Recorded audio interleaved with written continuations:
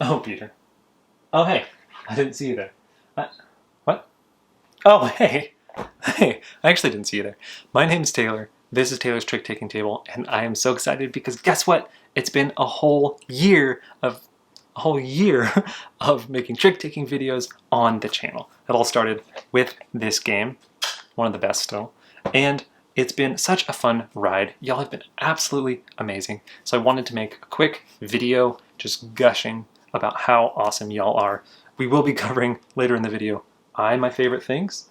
So maybe skip ahead if you don't want to hear just this outpouring of gracious thank yous. This trick-taking community has been so welcoming and so amazing, and I just want to say thank you so much for showing me amazing older games, recommending games that are from everywhere around the world, possibly out of this world.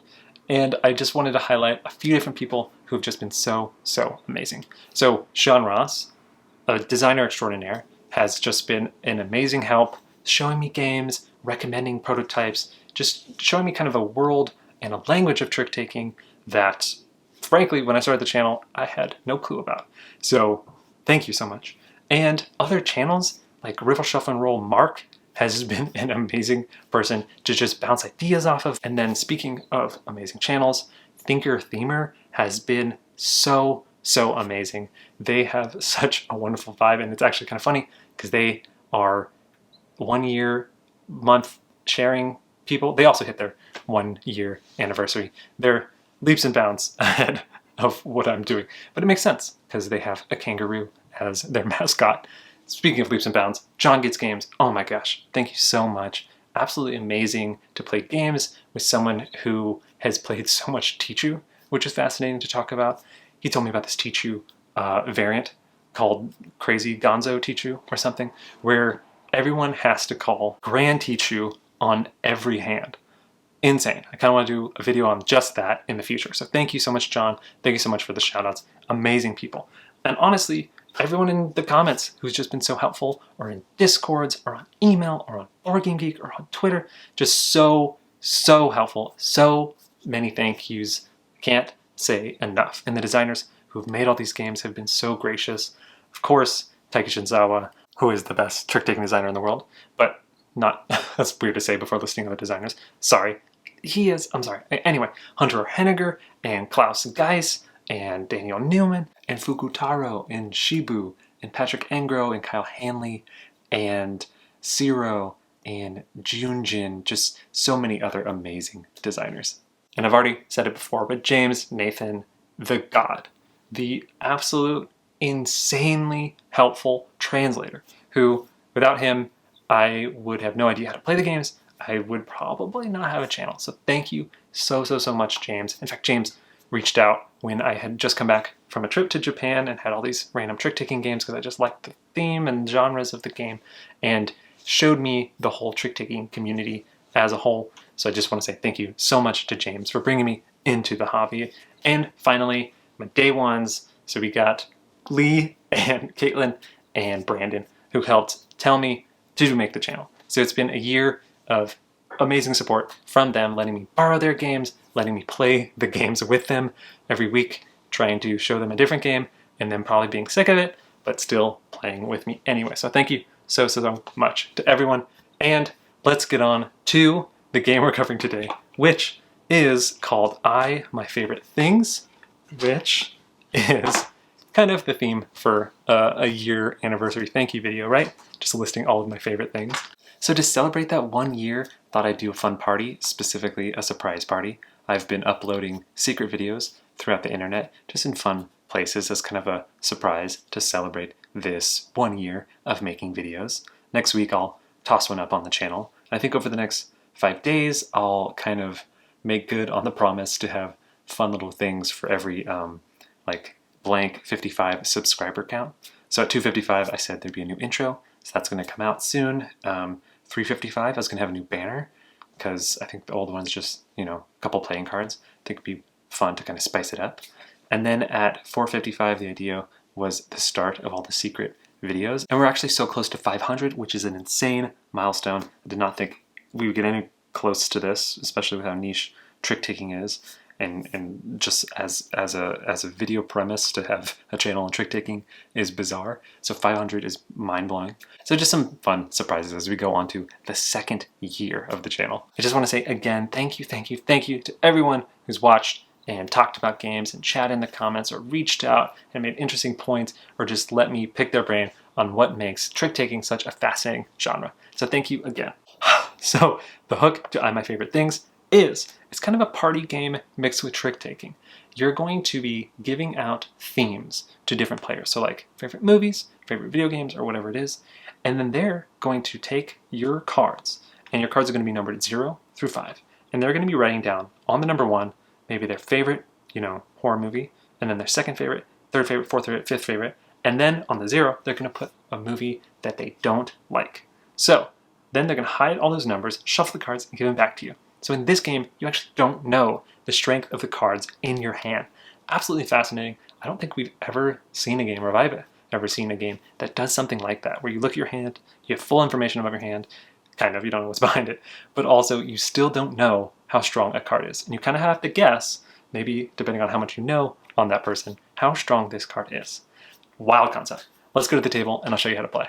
Here we have the game set up for 3 players. So each player is going to get a dry erase marker with an eraser, and then 6 cards numbered 0 through 5, which will be on the numbers on the backs, a card on the front where they'll write their answers, and then a sleeve to hold both cards together. They'll also get a postcard where they'll write the theme of what their cards are going to be for the round. Also to the side are going to be the postage stamps, which are points for winning a trick in the game. So at the same time, players are going to be taking their postage and they're going to be writing their name here. So this is Link. Oop, not the darkest. And then also the theme. So maybe they want to know your favorite swords, because Link loves swords. Then they're going to put that on the stack with all their other cards and give it to their player to their right. So then Patrick will write their name and what they want to know about, maybe their favorite stars. And then Tommy over there will write Tommy and maybe their favorite football. Hey, sorry to interrupt. This is Past Taylor here, and I did want to mention, I forgot to say that in the rules book, they actually have themes to kind of help you out if you can't think of any themes. But some of them are a little Japanese and some of them are a little spicy. So for example, I'll put them up over here. But favorite sushi topping or favorite train line, very specific. But also your fetishes. So whoa, you can do whatever you want in this game. So yeah, if you're having trouble thinking of a theme, why not just ask somebody what their fetishes are? Anyway, back to the rules. So now the players to the right will have their cards and the theme from the player on their left. So if I was Tommy here, I would just gotten Patrick's favorite stars. So now what I'll do is on the cards, I'll write down my 1 through 5 of my favorite stars. And they don't have to be your number 1 or your number 2 or number 3. They just have to be you like the first one more than the second one, then the third one, then the fourth one, then the fifth one. So, for example, maybe first favorite star, I'll put C star. And then coming down here, maybe for my second favorite star, because this is number 2, I'll put Cher. What a movie star. And then what you do is you'll go all the way down, so these are 3, 4, and 5, and then also for 0, you're going to put a star that you don't like. So maybe I don't like the North Star for some reason. And then once all these will be covered, you're going to shuffle them back up, hide the numbers. So you'll shuffle. Then you're going to grab their theme, give it back to the player. So Patrick was going to get the cards back to them, but they're all going to have answers on them. So now that everybody has passed back the cards with all the answers on them, the player with the mailbox in front of them is the lead player, and they'll lead to the trick. So at the start, it's just whoever wrote a letter last. Let's say it's Link. So they'll look at their cards here, and again, they said favorite swords. So they're looking through, and they see katana or butter knife, and maybe they think, oh, katana's one of the best swords. I'm going to lead with that, thinking it's number 1. So now Tommy has football. So then they have soccer or American, and maybe they're like, oh, soccer's pretty good. Maybe that's number 1. So they'll play soccer. And then Patrick over here sees C-Star and Cher. Maybe they just play Cher. So after everyone has played into the trick, everyone then reveals the number of the card they played. So it turns out that not everyone was right in thinking it was a super high card, but Katana here was the highest number. So Link would win the trick, and they'll get a little postage stamp as a point. If the same number is played, then the tie goes to whoever's closest to the lead player with the mailbox going clockwise, and that includes the lead player. So in this case, Link would win this trick. If in the trick there's ever a 0, then it'll lose unless there is a 1 in the trick. So zeros are kind of wrap around where they beat the highest, but they're technically the lowest.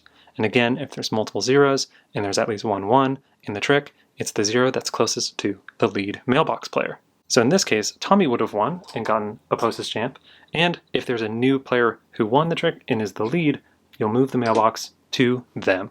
So then you would play out just all the tricks, so it would be 6 total tricks. At the end of that, you'll collect all the cards, erase everything, and then you'll be passing cards to the player to your left.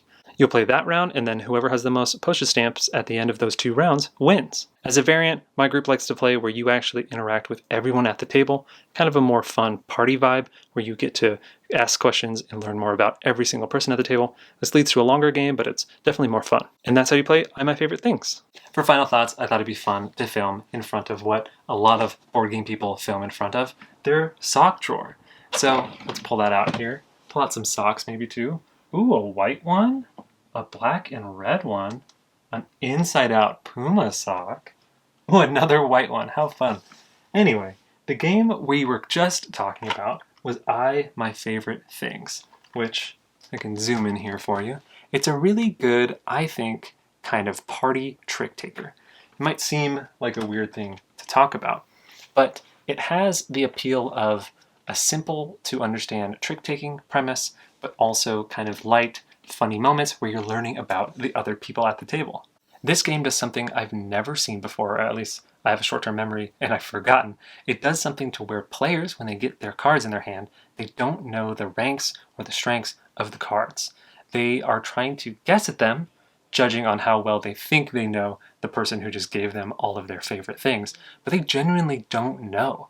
It's such a fascinating concept to have a trick-taking game where you're looking at your hands, you have full information of your hands, and you still don't know how strong they are. And this is where that party aspect kind of comes into play.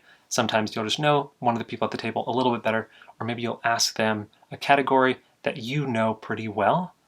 If I ask someone what their favorite movie is, and I know they're just a diehard Citizen Kane person, I'm pretty sure I'm going to know their number 1. But the fun part of the game is you don't really know maybe what their 2 through 5 is, or maybe what their 0 is. Sometimes it might be the opposite. You know exactly what they hate, so you know what they're going to put down as that one, but you don't kind of know what their top 5 is. So it's fun. You're mixing learning about people with trick-taking in this kind of lighter party game. I know I say I like the production of a lot of trick-taking games, but honestly, this might be the best one, and I don't want to be hyperbolistic, but have you seen this start player or lead player token? It's this hefty mailbox, this metal mailbox that really is pretty elaborate and adds to probably half the weight of the box. And then in addition, they have these lovely stamp markers to keep track of winning any points. You have the markers and the pens, and then also these lovely stamp and letter postcards. It's just such a cute production, and I love the hand-washed kind of watercolor feel to it. It's just has such a whimsy where if you're showing players who, you know, might be a little off-put by the words trick-taking, can kind of bring them in and kind of welcome them in a nice soothing way. One of the tough things about this game is it's super, super fiddly. So everyone's card, they have, 6 of these, if I remember correctly. They have a number, and then it's slid, and you have the actual thing they're writing on, and then a sleeve. And so they have to pull out and remember, okay, that's 2. I'm going to write this down, and slide this back in, and then make sure not to smudge it, which I've noticed happens every single game, practically every single time that someone is writing on their cards. So it's tough that a game that's meant to be lighter and quicker and more fun is a little too fiddly. But I think if you're in the spirit of the game and people are just laughing and having a good time, it's not too big of a deal. But I've noticed a lot of times people are just like, I kind of wish this was a little smoother. This game is great at getting to know people. I found that if you really go out of your comfort zone and ask many different categories and not try to kind of gamify the system and ask what you already know, it leads to a lot more fun discussion and discovery. I've played with people who do definitely try to gamify it, and they're always asking the category that they 100% know, and it doesn't like break down the game, but it makes it to where it's, I think, too competitive for its own good. The trick taking, this is kind of another con, the trick taking isn't really strong enough to kind of handle like gamification of this game. Not that it would break or that it's like a broken system, but it's just, it doesn't have enough weight to it. There's not enough meat on kind of the trick taking bones. And the trick taking is fine. I think it's better with fewer people, which is tough because as a party game, you kind of want more people. But when you have too many cards going into the trick, it's kind of just impossible, really, to know if you're going to win or not. You lose a fair amount of strategy when you're playing with higher player counts. But again, I'm kind of at odds with myself. I'm debating like, oh, it's a party game, oh, it's a strategy game. And I think that's kind of where this mix is. It's a little tough to get both. So I think it's best as a game where it's just kind of a lighter card game where people are trying to learn about each other. I don't know if it necessarily teaches the best basics of trick taking, especially because there's no suits, which is tough because that's usually most trick taking games. And also the 0 and the 1 rule is tough for some beginners to get their brains wrapped around, and then like later number winning. So there's some like fiddly rules of trick taking without the easier rules of like following suit.